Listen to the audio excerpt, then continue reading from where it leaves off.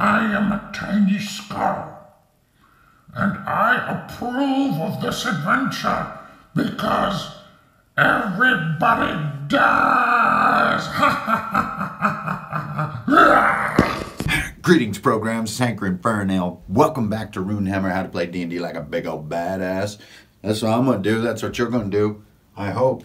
That's the dream anyway. This is it. Viking Death Squad Part 2, the Twilight of the Thunder God.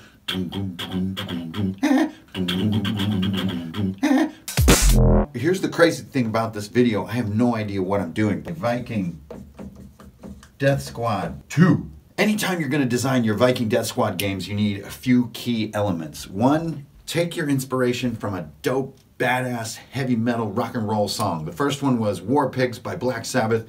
This one is Twilight of the Thunder God by Amon Amarth. I knew I wanted to do Twilight of the Thunder God. Twilight of the Thunder God. Right? So it's about Ragnarok, basically. It's about when Thor is killed in battle and all this stuff. But I wanted to twist it in my own weird way, and I wanted to walk you through me discovering what I'm going to do for the adventure. Now, I have a few ideas of what I want to do, but the magic of the video here, if there is any magic, this is me discovering my own idea. So the first thing I wanted to do is just reveal the only pieces that I really have for the video. Okay, and for the adventure as a whole. So one, I want to do inversion, and I'll explain here as I go. Two, I wanted to do crazy Thor. Three, I wanted to do Nausicaa tribute. And four, you know, same Viking Death Squad cast, so that same cast of characters. Okay, so let's go through these basics really quick, and I'll just give you a sense for what I wanted these things to be, and you can see how they're going to pan out in the ideas for the rooms and the adventure and the story, okay? So first of all, inversion. Now, some of you guys listening to the podcast know about adventure inversion, which is what I've been talking about lately. So you take an adventure that you had a lot of fun with, take the events of that adventure, and just invert the whole thing to write your next adventure. I know it sounds a little silly, but here, I'll walk you through it. So in Viking Death Squad 1, we had them wake up, then they base jumped. Remember, they jump out of the spaceship. Then they have big battle, and then they have boss, which was Satan in the first adventure. What I do is I take this exact structure and I invert it. So I say boss, battle, base jump, and then wake up, which as an inversion, I'm going to change that to sleep. Rather than wake up, they want to go to sleep at the end, okay? So this is the new inversion right here. Now, does this answer like all my questions and give me a big structure for an adventure and like show me the way? Hell no. I mean, it raises a lot more questions than it does answers. But this is why I like the inversion technique, is that it gets my brain turning on how I'm going to do this. Okay, well, what's this going to be like? And what if players make these, that, and the other weird decision? And how am I prepared for variability and for them to come up with paths I hadn't foreseen and, you know, make an adventure in its full sense? But just to get my concept moving, I use this inversion method, okay? So here is Viking Death Squad Part 2 right here in its roughest form. So I can start to actually make some connections in my circuitry here. I know that Crazy Thor is my boss. The Nausicaa tribute can probably take place mostly in these two nodes. And, well, of course, it's going to be the VDS cast. That's no big deal. So here I'm not quite sure what to think. So for my boss, it's Thor Gone Mad, right? Thor Gone Mad, I need Mjolnir, and I need to design the enemy, and I need to design the space. And then I also need a little bit of like intro. How are we to this place? How are we encountering Thor in this way? What are we doing with Mjolnir and why? Now, if you remember in Viking Death Squad Part 1, at the end, one of the players actually sort of becomes Satan. So to draw a true spirited inversion, I would like one of my players to sort of become Thor. Not quite so much, but maybe just by handling Mjolnir. And so that's the sort of the becoming aspect of it. And so I have some answers, but they're really just all questions. But that's okay. Answering these is what's going to give me my designs. Okay, next up, we have this part. and I've associated with Nausicaa. Now, if those of you who are familiar with Nausicaa, you know that it's about this toxic jungle, these gigantic insects that are sort of defending the earth from mankind, and the relationship between people and these insects. So in my case, I want two elements from Nausicaa. I want, so let's just call it toxic jungle. Insect enemies. I want the spaces, because this is two nodes, the spaces in which these encounters happen. And then I want these giants, which are called the Ohm in Nausicaa. And then I need base jumping. So, you know, the big drop is what you might call it. So how exactly am I going to integrate that? I don't know yet, but I know that I want it. I love the idea that in the Viking Death Squad, in each episode, there's a moment where they get to use this feature of their immortality, which is they're basically immune to falling damage. They can base jump like from orbit and hit the ground and just get up. You know, this is a property of a lot of sort of characters in like the Marvel Cinematic Universe, right? They can be damaged in different ways, but not just by falling. It's the same with the Viking Death Squad. So I want to play with that in this new context. Okay, then finally we have sleep. So somehow they are looking for this cryo chamber. So we're going to need to make it important that they not just sort of go on at the end of this. They need to go back to sleep. Whew, why? I don't know. So let's just say need. We need to create this need. They have to get back in the cryo chambers or all is lost. How are we going to deliver that concept? I don't know yet. That's what we're going to figure out through the course of the video. Then, where is it? Where are their cryo chambers? And why isn't it just right there? There needs to be a challenge or an experience to get there, or a limited amount of time to get into the cryo chambers so that they go back into sleep mode, the children of Azathoth, right? They're these immortals that are kept in cryosleep for only the most critical missions for the human race. So where is the cryo chamber? And then sort of, how will this ending feel? So part of me with the inversion worries that sort of going to sleep in a cryo chamber as the end of an adventure feels a little bit strange, right? It doesn't really feel like this kind of mega badass victory. So as the writer here, as the DM, I'm scratching my head a little bit. I just don't know how this is going to be amazing. But there's always a way. It's just a matter of confronting the problem, okay? So we know that we have these kind of clutch questions that we're going to have to answer for the end of this adventure to make any sense. Okay, so we're going to need some enemies for these parts, and then we're going to need some explanation for this part. So this is kind of like battle with a crazy badass ending, and then final challenge. Okay, and maybe something's collapsing, or maybe, you know, the world is caving in. I don't know what's going to happen. Honestly, it could be anything. But we're going to work through that sort of together. Okay, so I just wanted to start by introducing the video, saying, hey guys, it's old Hankering Fernail here, what's up? And also just revealing that I don't have a plan here.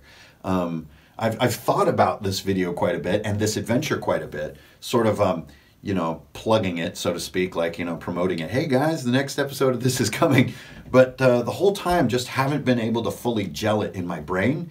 And I think exposing the process of discovering that gel and finding it solidifying and then watching me sort of bumble through it, it could offer some encouragement for anybody out there who's going through the same thing, which I think is all Dungeon Masters every stinking week, right? You kind of have a cool idea of what you want, what your soul wants, but your brain doesn't have a solution to how to get what your soul wants. And I'm in that situation right now. I want a badass heavy metal Viking sci-fi adventure, and I just am not quite sure how to bring it together. So I want to discover that process with you so that all those doors are flung open and all the secrets are out in the open, and you see that there is no secret. There are no gates or keys. It's just us struggling through our ideas one step at a time, and hopefully by thinking visually like this, I'll be able to sort of find my way through the uncertainty to the goodies. Okay, so this is the first part, and now I'm going to like fill up my beer, I'm going to think for a moment, and then we're going to come back and we're going to start working through these sections. Okay, so first we're going to work through this Thor Gone Mad encounter. So that's our first room design. What's the introduction to the adventure? Why are the players invested right away? What's this story with Thor? What the hell? How does Mjolnir play into it? And how does the space make this battle interesting and segue into whatever other spaces, okay? So let's answer those big questions and use the magic of editing to go to the next part. So we're going to be like, yeah! Grandmother Boon! Oh, well, they gave me both pieces. And the gods always like a Coors banquet. Let me tell you what. Golden, simple, timeless, cheap, bubbly. Tastes almost exactly like real beer. You can't tell because you're in TV land, but like an hour just passed. An hour. And this board is no closer to being awesome D&D than it was an hour ago. Why? Because I got scared. I don't know what to do with this adventure. I'm not sure exactly what kind of shapes and what kind of stuff I want to do. So I was just like, an hour passed, and I was like, I went into paralysis. But I was just like, hey man, if Tom Cruise can be a samurai, I can get in there and I can do this stinking work. So here's to you guys and Tom Cruise. Why not? Part 1, we know that. We know that part 1 is going to be Thor Gone Mad, right? Okay, so I need a couple pieces here. First, I need the sort of the room, like the encounter, and then I also need my intro, okay? So my intro, let's just take what we figured out in the last section, the basics, and just like, let's say we ran out of time and the game is happening, and I need to just stitch it together into an intro. In the thousands of years, the millennia, the eons that devoured, rebuilt, and destroyed the earth, as wars, machines, and ice ages leveled all that once was. In time, the surface of the world became so toxic, so poisonous, it was covered, infested with a gigantic, toxic jungle, more fungus than plant, and deadly to almost all living things. Now, what little of humanity remained managed to survive in tiny pockets here and there on the fungus-covered earth. But after 10,000 years, Thor looked down on Midgard, his favorite world in all the cosmos, and what had become of it, this spore-ravaged, fungus-covered, toxic globe, and he vowed to go down and return the earth to its former glory. But the toxic spores were too powerful even for his immortal lungs and his immortal mind, and he succumbed to the madness of the spores. For this reason, he was no longer worthy of Mjolnir, the hammer of the gods, forged from the center of a dying star. And so began the twilight of the thunder god, when Thor went mad. Now what humans did remain discovered evidence of an ancient troop called the Viking Death Squad, great heroes kept in stasis over the centuries for just such a mission. And so they were awakened and sent to find Mjolnir, to restore Thor to his former glory, and help the earth to heal from this era of terror. You are one of these Vikings, awakened, and now at the threshold of the chamber where Mjolnir rests, and so our adventure begins. There you go. You know it's an intro when I'm doing that intro voice. Sent to help Thor. Toxic spores. The reason Thor has gone crazy is because the earth is covered in these giant funguses, or fungi. They're so everywhere. They're so thick. They're so huge. The sky is so dark with these clouds of spores that even Thor, a god, he like breathed it in and he like went crazy. And the Viking Death Squad is no different. So the minute that they awoken, like when they enter this chamber of Mjolnir, it's going to begin a timer that disregards everything else in the game. It is simply a number of rounds. Now, depending on your table, this piece of time might be a little weird, but just based on my instincts, I'm going to say that this entire adventure is 12 rounds. We have 12 rounds to madness.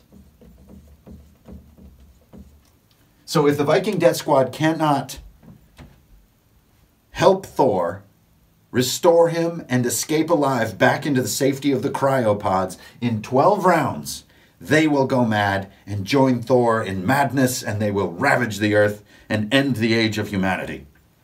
So there's your imminence and your reason that it's like critical that they, in a timely fashion, they get back to the cryo chambers. 12 rounds does not seem like a lot of time, but if you figure the average turn is round is 5 to 10 minutes, that's at least 2 hours, and that doesn't count, you know, little in-between discussions and other things.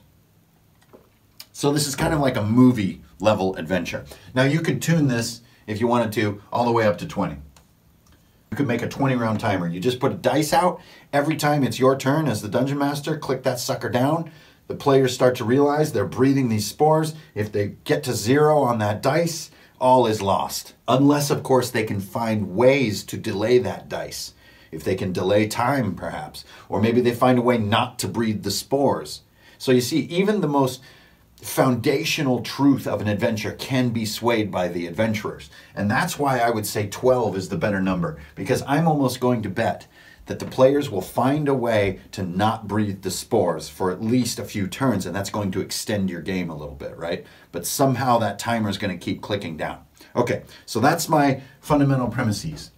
Okay, so I'm going to need my monster for Thor Gone Mad, okay? That's the opening monster of this adventure. So the players come in, we get a sense for who everybody is, the Viking Death Squad, what the story is, where they are. They're in this fungus chamber where Mjolnir is hovering in the center, and Thor is like back there in the shadows, like, and he's all evil and crazy. So Thor Gone Mad is the first monster that I need, and if you look, I'm gonna boop through the magic of television. There he is. There's the monster that I did in my journal. There's Thor Gone Mad. So I just get my basic notes for how this monster is gonna work and prepare him for a boss level encounter. Now he is so complex and such a cool boss, we could potentially do an entire video about Thor Gone Mad. But for now, you can pause the video here and take all the time you need to copy, disregard, or heckle my version of Thor Gone Mad. Now, more importantly, or at least more focally, what I need is the space, right? It's this opening in the fungus where Thor is like seething. Thor's Gone Mad! We need probably a side view and a top view. For some reason, I'm seeing it in side view more clearly to get started. So I'm just going to sort of start. Now I know that sometimes I'll do this stuff in 3D, but right now I'm guessing a lot of you do more stuff in 2D than in 3D when you're planning in your journal or on a piece of grass paper, whatever. I mean, it's how I do all my initial planning. It's not like you plan in 3D. Well, I don't know, you could do that. What I have here, and then I think I need a little hidey hole for Thor. He's like in a little chamber right here. Okay. So I know that I want sort of this much. Now I'm just going to get a little more into the artsy aspect of things. Now down here, and this is important for the design of the room, there's a few polyps of spores. Well, not spores, but fungus, and the fungus gives off spores. Okay, now hovering over this little sort of raised area in the center is none other than the hammer we all know and love, Mjolnir itself. It's just hovering there in like anti-gravity freakishness. And over here, we have Thor. Over here, we have the party entering. And you don't even give them the introduction to the adventure. You just start the adventure with them walking in here. And they're like, what in blazes? And they can tell by the sort of the atmosphere, the crackle in the air. There's this black lightnings, these little sparks kind of on the walls, and they know this is where Thor is hiding. Okay, so you're just gonna, boom, remember your inverted adventure design. So you're putting your boss first. So just because it's the opening monster, don't nerf it down. This is a full-on mega boss, okay? We're gonna bring the heat here. All right, so here's this space. Now, it isn't just a trench like this, it's a round space. So that's why I needed my top view as well. And there's some terracing along here. Okay, so my top view is going to be here. So let's put the entrance right here. And my scale's going to kind of shrink a little bit so I can fit everything. But, I don't need to do anything earth-shattering here. I don't need to, do some kind of fancy pants, crazy room shape. Because the shape of the room is not what I really want to emphasize. Okay, there's Mjolnir. Now what I want to emphasize, here's the entrance, here's Thor. Thor has some little sort of raised area here, and you can't see the ceiling, obviously, because you're looking through it. Here's the raised thing in the middle. Now, what's going to be important is where these polyps are, these fungal polyps. Now, how am I deciding where to put them? I don't know, man. I'm just doing what feels like a good distribution. Okay, so if any of these things are ever touched or attacked, they will explode with a cloud of spores. Now, these won't be the timer spores. These will be something simpler. Maybe they're explosive, maybe they're incendiary, maybe they're acidic, maybe they're like fear spores that make people afraid of Thor. Maybe they're lightning spores that, like, the minute they get in the air, like, this crackle happens and they're like conductive, like metallic, and this lightning connects from spore cloud to spore cloud. That's a pretty fun one. So actually you would get patterns forming depending on which polyps had exploded. You get lightning patterns that would be changing as the fight unfolded. Okay, so here's my sense of space. And what's a square right here? It's probably, you know, a little something more like, you know, that big. So it's about 3 to 1 here, and then here it's more like 7 to 1 or something like that. Regardless, this lets me explain the room to my players. If we're doing 3D terrain, it helps me to build the room. If we're doing theater of the mind, I know how to explain it. If we're doing dry erase, then we're probably going to do something like this. And this would be more for my edification as the dungeon master.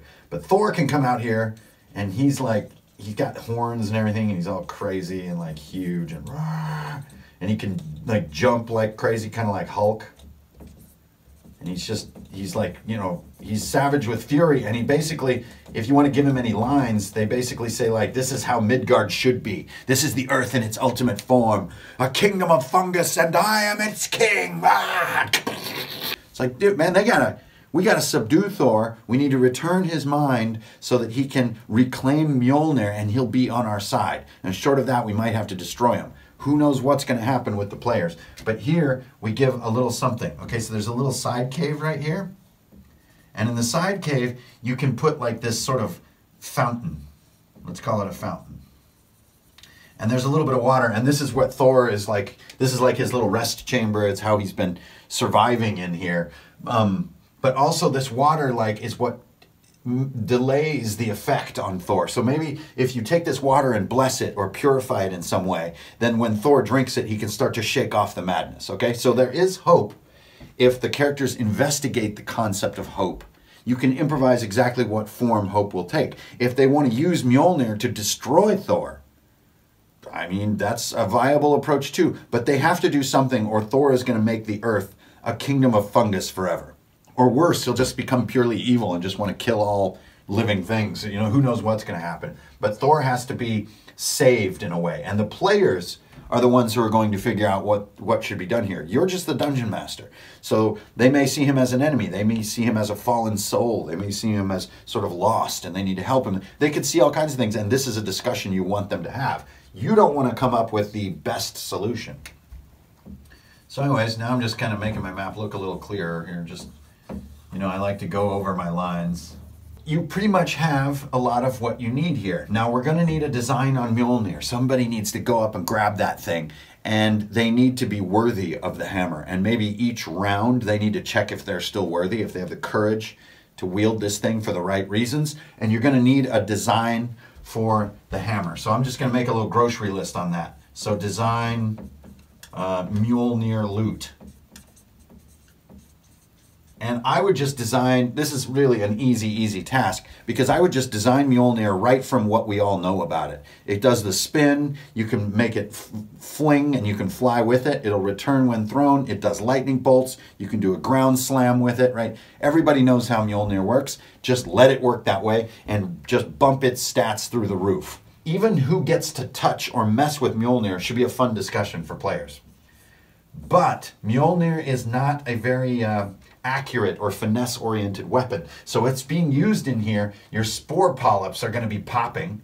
And remember, our idea here is that they have put off this metallic dust. And so if you use the combination of lightning, you accidentally pop the spores. The lightning is conducted between the metallic dust. And then your allies happen to be standing right here, or happen to be standing here. And the lightning is going, and you've got lightning bolt spells going off all over the place. Thor is flying up. Okay, so you can see the opening encounter, all right?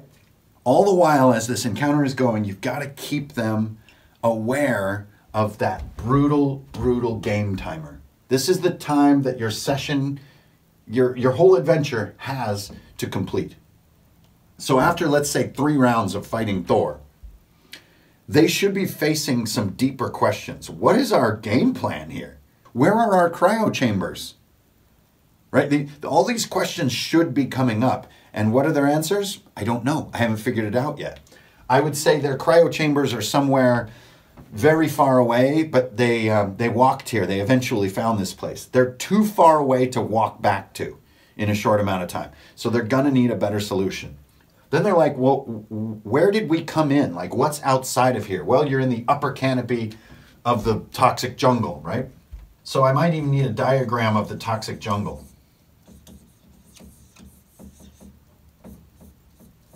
And here's where we're going to get into the sort of the second part.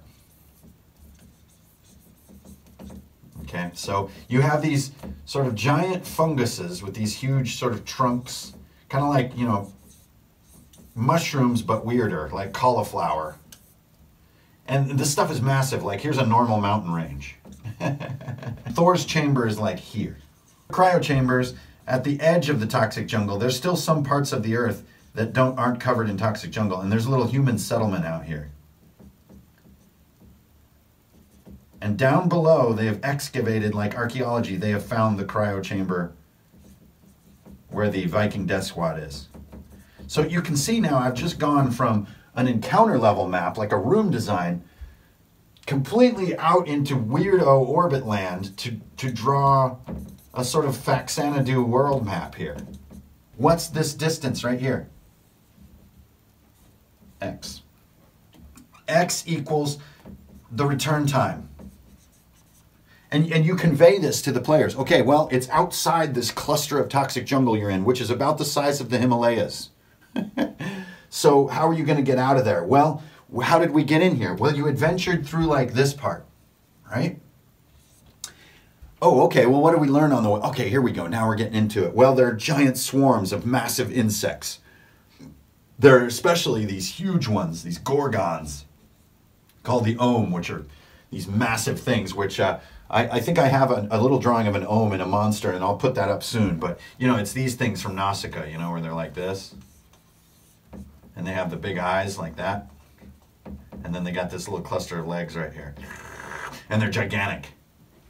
And these things move out across the plains in the earth of the distant, distant future. Now you are proposing your players with a truly interesting and unsolved question. What's your game plan here? Okay, so you can't just fight Thor for the whole game and then succumb to the spores. That's going to be that's not a victory.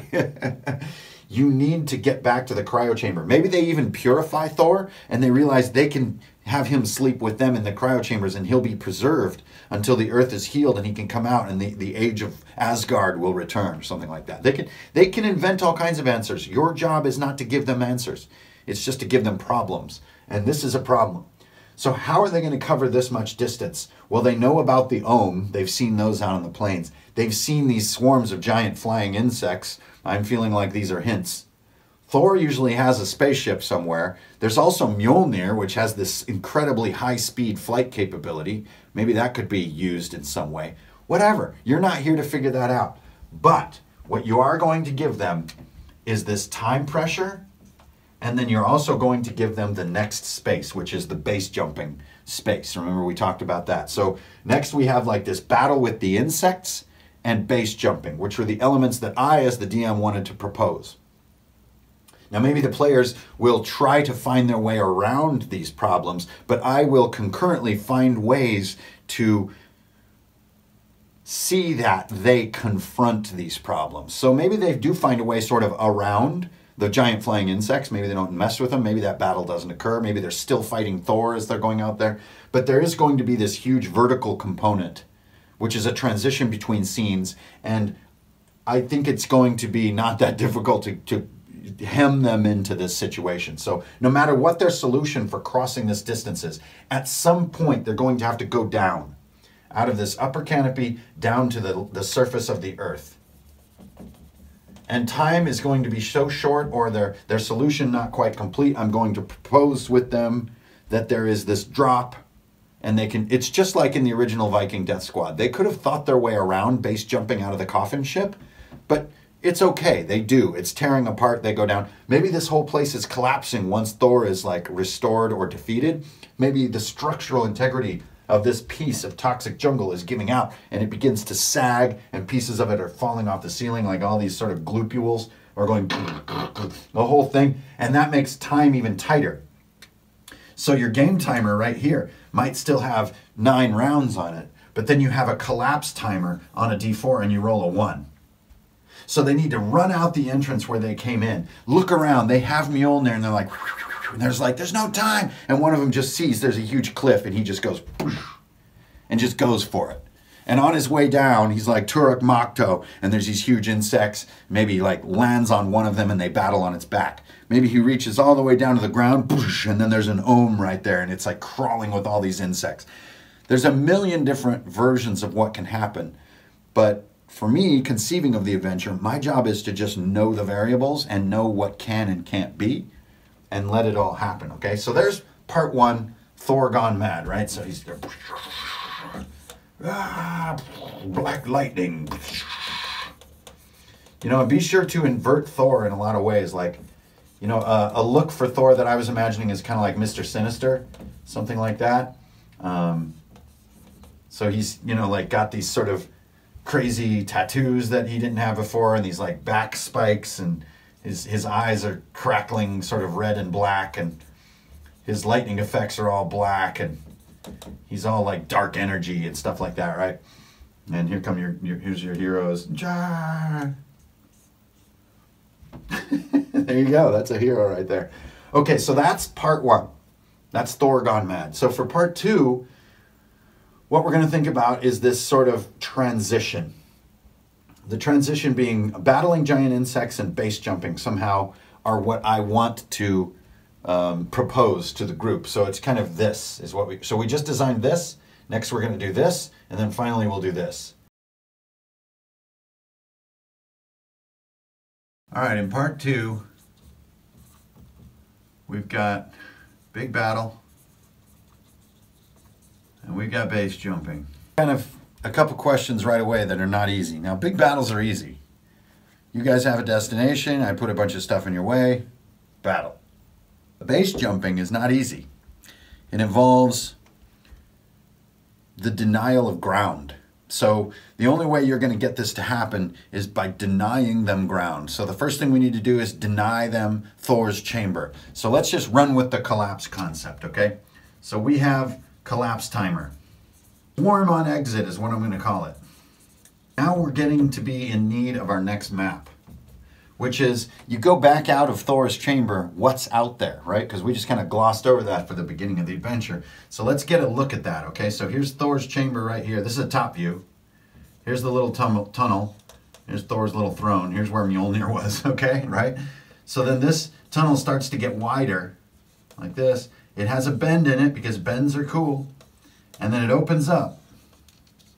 And right here is this crazy edge. I'm just going to do that. Now this is open space out here, and here's this edge, and I'll kind of do it as a topographic top view, right? So you do these parallel lines. Just like on a topo map, it implies this big drop, 1,000 feet down. For the players to get here, they either went around, like around on this ridge or something like this, or they climbed this huge face, in which case there's like pitons and footholds that they had established to get up this big face. It took them quite a while to get here. Whichever sort of fits how your group feels. Maybe actually they used a spell to float up, or who knows what they got here. But here's what we're going to do. Right here, we're just, you know, I just take space and I apply it to my bullets. I'm not a complicated man. So that space, so we call this A, and we call this B. Here's A, here's B. Okay? So this begins to collapse. That's what these arrows mean. Oh my gosh, Thor's chamber is collapsing. Shortly after, this exit tunnel is going to start collapsing. As they're going woo, with Thor.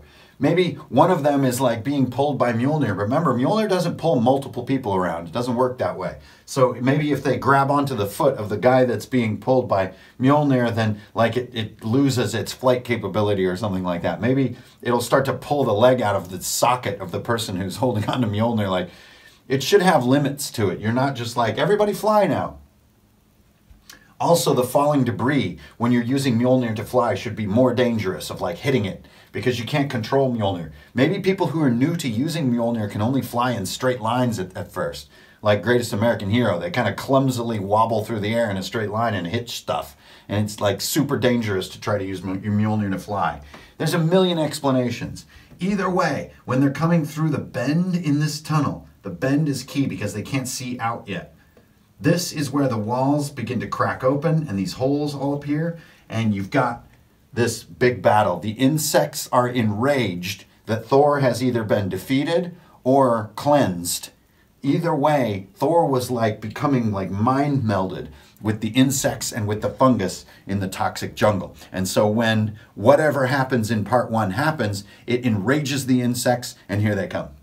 First of all, you need spots where you know the openings are going to form. And these openings are just like a lot of my sort of enemy designs. They will infinitely spawn insects until either plugged, collapsed, or prevented in some way. So you don't need to worry about how many insects are going to come, just how many per round. And so I would just say, like if I was doing my journal, I would just say there's 1d6 on each of these per round of insects are going to pour out. Okay? Now also we have here, here, here, and here, and there's a really narrow spot at the exit, and all of these are polyps. Remember, that let off this magnetic dust. Type 1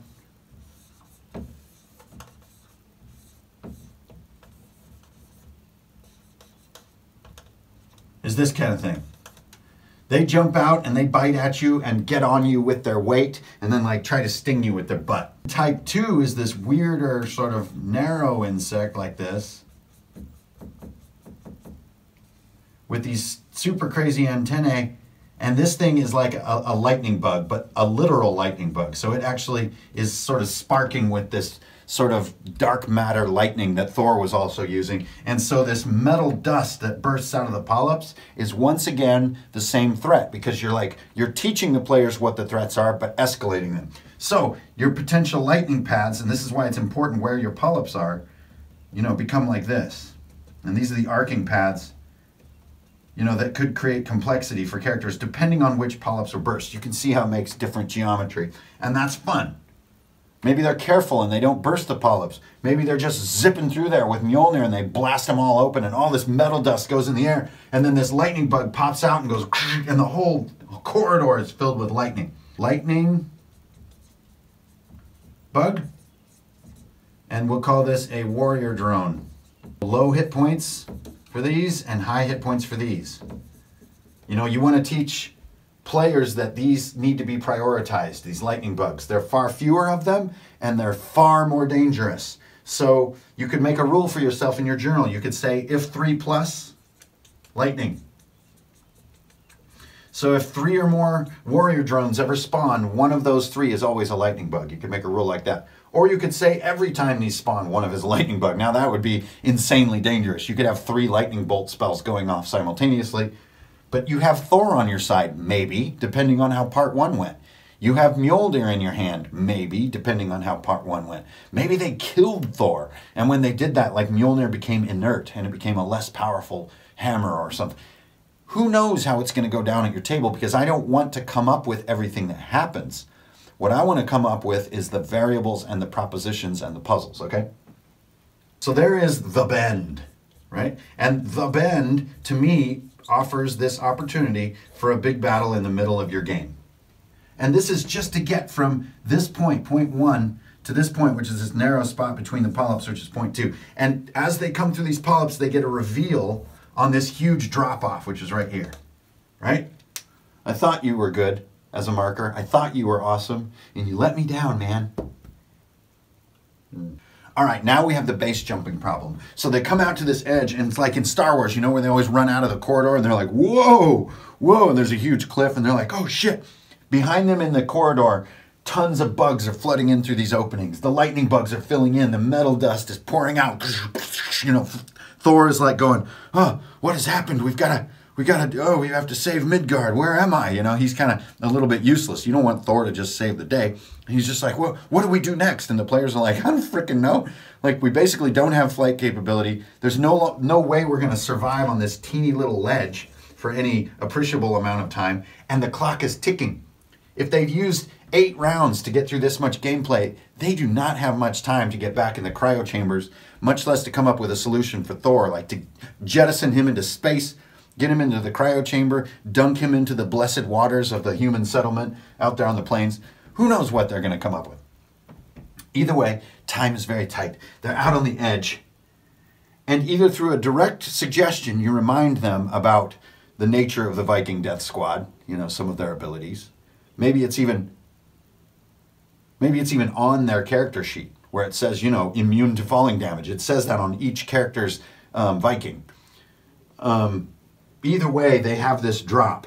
And it's just like they're looking at each other. The ceiling of this whole place is coming off in these huge chunks. And the chunks are like the size of a small mountain. Like, these chunks are massive. Some of them are about the size of a town. Some of them are the size of a house. But every once in a while, a huge piece of the jungle like leans over in mega slow motion, like, you know, this mountain-sized chunk, like an island falling into the ocean. And they're just like, this is freaking nuts. So there's something I just realized, which I had no plan on. And let's make a note right down here. And we're going to call it tremors. So if there's a moment of pause here, the destruction happening all around them can be causing these huge jolts in the ground. And they need to make dex checks. And if anybody fails it, you can have somebody fall off the edge to nudge them into the base jump. Now, this is kind of a thing that happened in Viking Death Squad Part 1, right? Are you taking away some player control? Maybe a little bit, but you're leading them into a moment that's going to be memorable forever.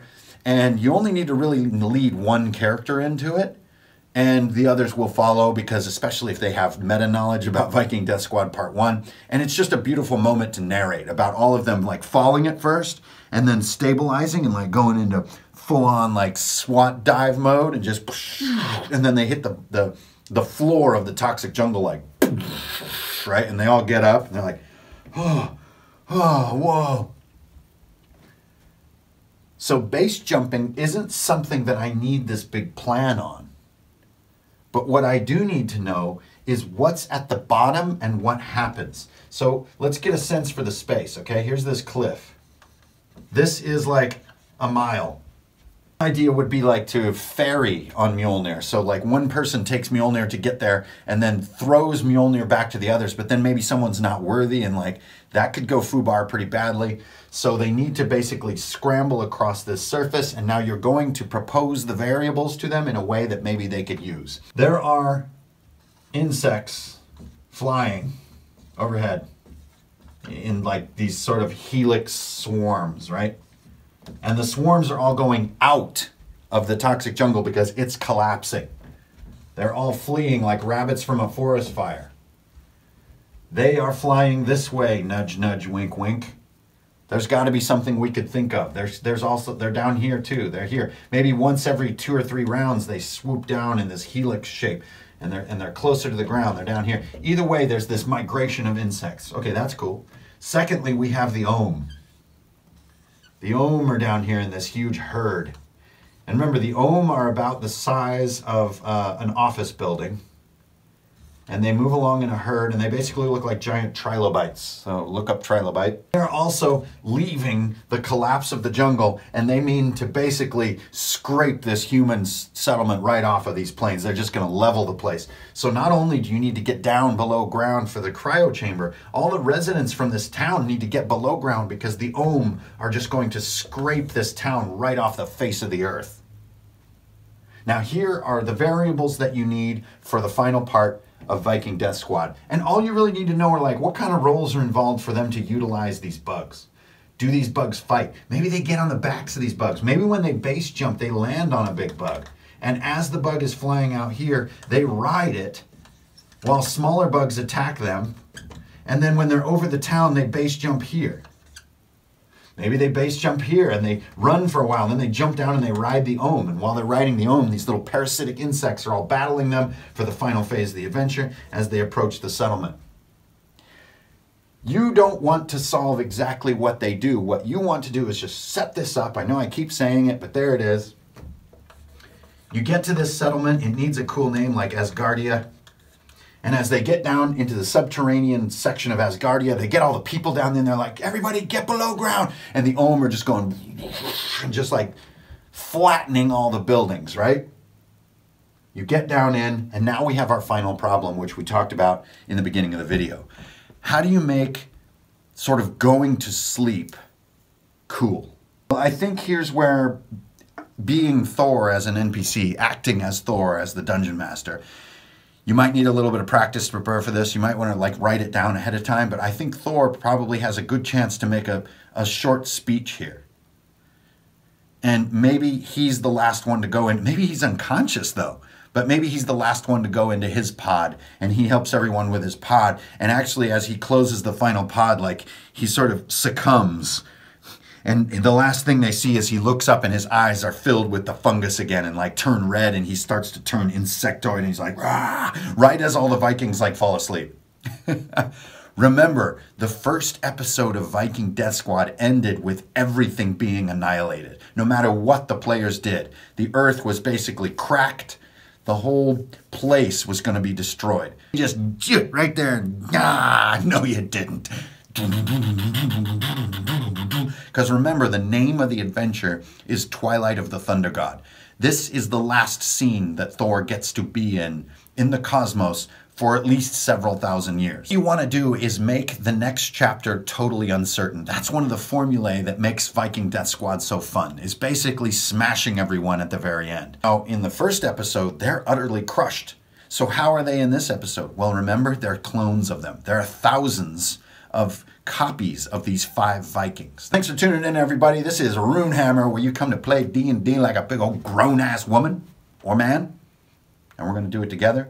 Strength, honor, beer, you know, all that good stuff. Tune in next time as we... On closer. Ooh, too close.